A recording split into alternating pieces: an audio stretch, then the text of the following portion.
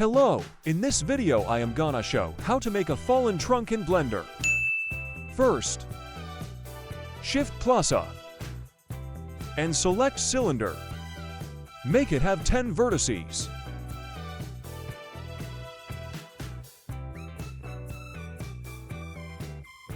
RX plus 90. S plus Y until you like the length. Go to Face Select mode. Select both faces. I2 inset. Select extrude faces along normals. Shade smooth. Auto smooth. CTR S to scale. CTR L plus Shift plus B. Select both faces. P plus select.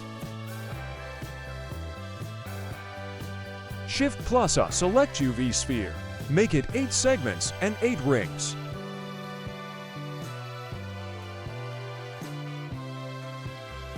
Shift plus Z. Select the bottom faces.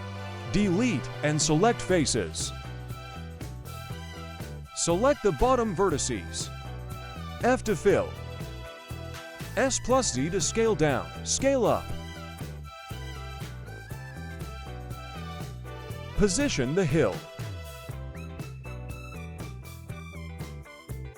S plus Z to scale. Shade smooth. Auto smooth to your liking. Thanks for watching.